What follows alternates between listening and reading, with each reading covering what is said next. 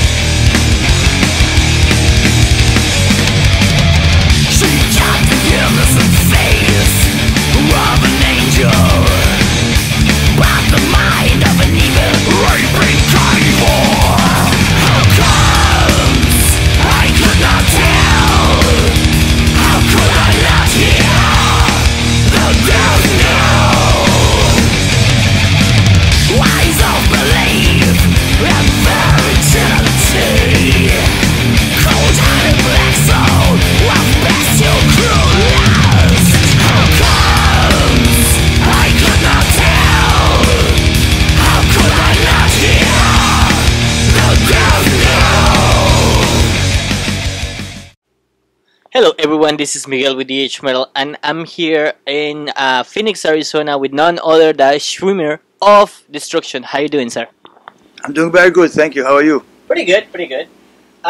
Well, this tour starts almost a week ago on Worcester. How has been the tour so far? Well, this part of the tour so far for you guys? It was good so far. I think we had one cancellation, which was kind of sad, but it happens, you know. But so far, we had good turnouts, it was good shows.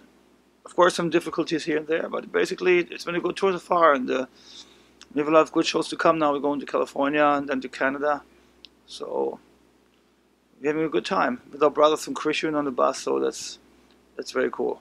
That's good to hear. I mean, last year obviously marked the 30th anniversary of the band with many ups and downs through the history of the band. Do you think that the band kind of reached the status that you guys were thinking 30 years ago, or at least fulfilled some of those goals that you start a band?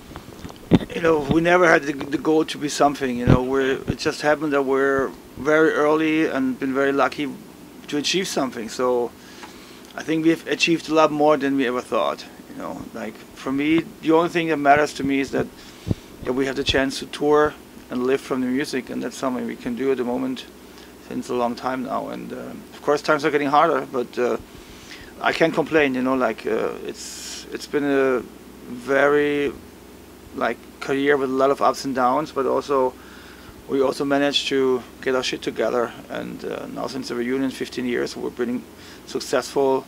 This is our 6th or 7th American tour, and we did like a lot of tours in South America and in Europe. So things are good, you know. I mean, of course, we're not Metallica, but I don't think I would like to be that famous. It must suck somehow, you know. If you're, I like my life. I love what I can do. You know, I can tour and see the world, so it's fun. I can't complain at all. Do you think that probably Destruction had reached their primal moment, or is more to be done in the future? I mean, we're having a great lineup at the moment. So, you know, was Marver, the drummer, in the band now for almost 4 years. We're tighter than ever, and stuff is a lot easier. We get along really well. The chemistry is great. It's also very good for anything we do for the songwriting, for the shows and stuff. You know, so I think there's more to come. You know, like you never can say that you have written your best album. Maybe one of the next albums is going to be our best. You know, and anyways, tastes are different. You know, many people love Infernal Overkill, many people love the Antichrist. So I think we're still not old. You know, we still feel the thrash in our veins, and of course a lot of young bands are pushing behind us, but still the old bands are still dominating, like Creator, Slayer, and us, and Exodus. You know, Testament. So I think it's great to see the young bands are coming. You know, and I can feel the breath in my neck, but it's just motivation for us. That's good. Well, Spiritual Genocide came last year. Well, not last year, technically in the United States last year, but it was 2012 in Europe and the rest of the world. Almost a year after of the Date of Reckoning, which was kind of like, you know, close between albums. But what people don't know is that we recorded Day of Reckoning, and then the album was almost 7 months laying there, recorded and ready, and nothing happened. What was that? because the record label decided to release the album later. So the album was recorded and done, and then 7 months nothing happened, and then the album came out, you know. So basically, Day of Reckoning, it was 2 years between Day of Reckoning and Schmier of Genocide. So some people were like, oh, this is too fast, how can you do? But when we come from tour, we write, and if you write successful, then we use the material. And this time everything went slow. So for this next album, we have a little bit more time, because we've been touring a lot also, and we're going to come back from this tour and start writing. So then it's going to be like, I don't know, it's going to come out in February, March, I think.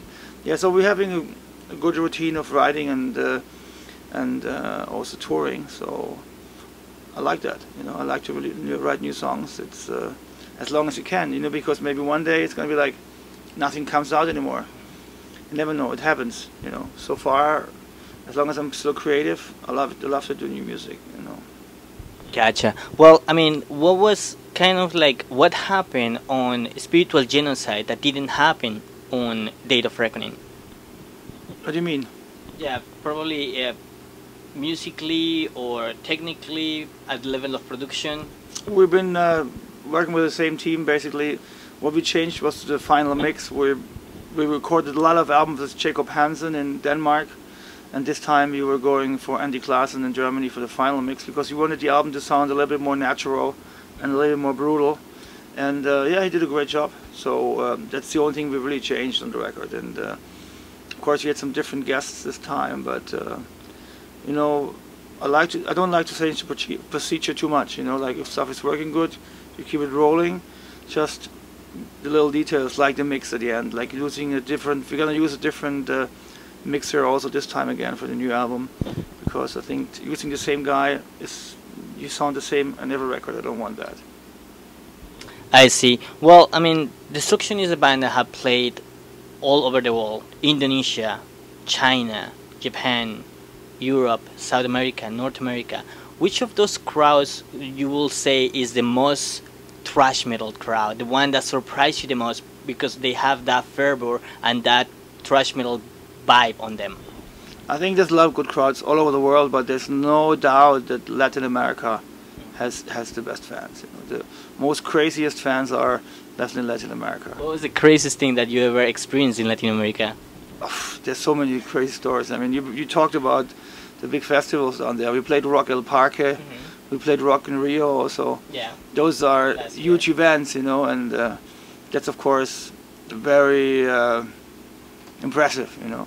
But yeah, I mean, we have been. I think we're holding the record of in many countries in South America that we played. You know, we played like 7-8 times in Chile, Santiago. Also, we played like 5 times in Lima in Peru. I think no other metal band played so many times as we did.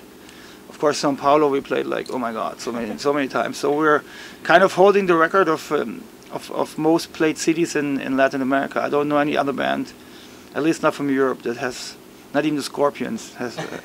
And it gets crazy every time, or it's just kind of like change from time to time? No, it changed from time to time. Last time in Colombia wasn't that good. Okay. But the last Brazilian shows were like amazing, actually. Like we're played the first time in Manaus also, like in the rainforest. Okay. That was like impressive, like because it's very interesting. Yeah.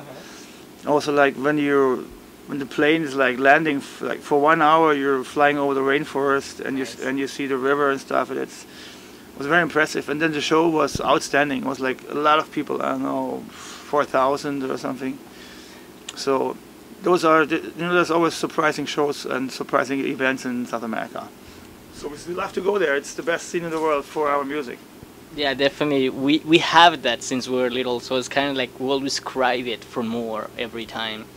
Okay, the 2000s brought a number of many new bands in the thrash metal spectrum, from bands like, you know, Warbringer, Municipal Waste, Lost Society, the guys of Ex Mortus. What is your take on this new generation of thrash metal that trying to bring all the elements from the 80s but giving kind of like a fresh touch of the music? I mean, what is your opinion on that new wave of thrash metal? No, there's a lot of good bands coming. You know, I think the achievement will be for them to create their own style. You know, that when you hear the song, that you right away can say, "Oh, this is Warbringer," or "This is Ex Mortis." I mean, Mothership Waste have achieved that already. I think they really have their own direction, their own style, their brand, so you can recognize them right away. You know, I think the other bands are on the best way to achieve that too, and with time, you know.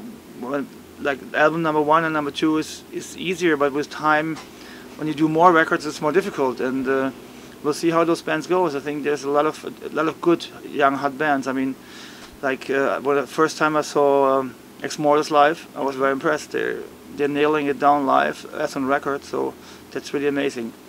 Now, the Teutonic Four, it's a subject that is being buzzing around and is being in the mouth of everyone, and everyone went to see it. Destruction, Sodom, Tankard, and of course, Creator. Last year, I brought the subject to Mile Petrosov, Creator. He said that he wants to do it. What is your opinion on that? And he was lying. Really? Yeah, then he was lying to you. Why you say that? Because he doesn't want to do it. Okay. Yeah, that's all I can say. Ask him again. Okay. He doesn't want to do it. We just had this conversation and he doesn't want to do it.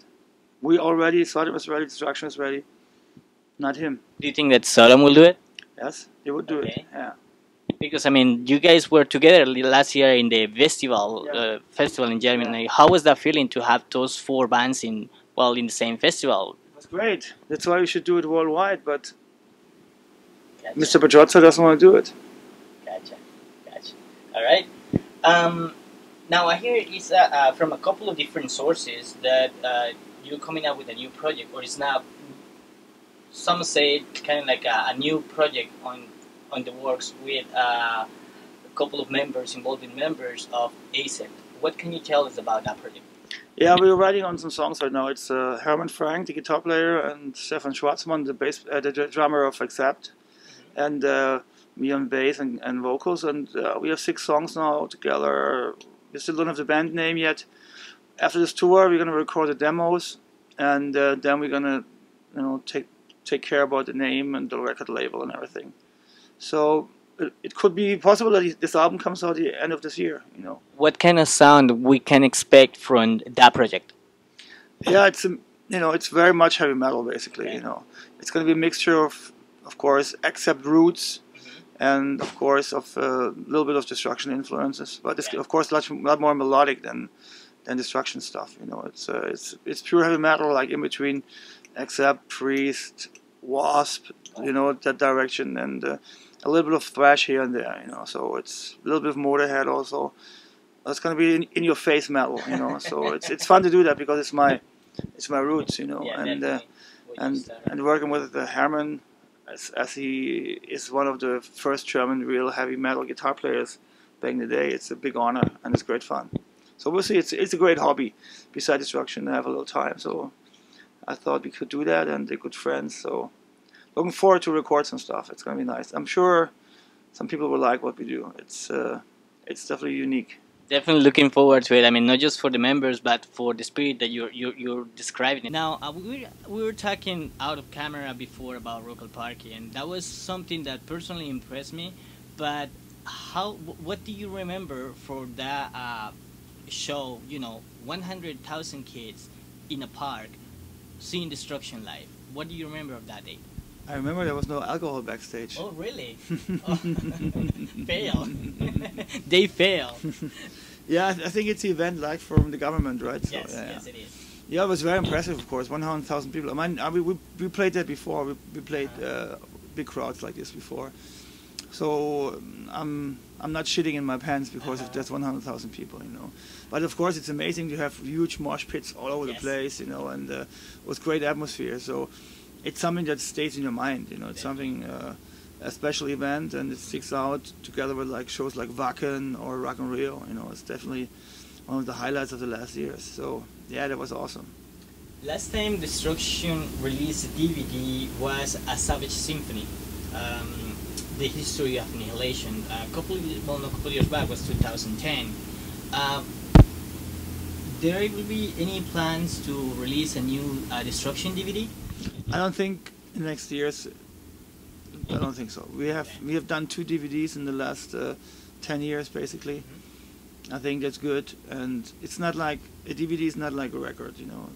Of course, there will be another DVD one day, but not at the moment. I don't feel the need doing that at the moment, you know. So it's gonna happen maybe in 2, 3, 4 years, but not at the moment. Gotcha.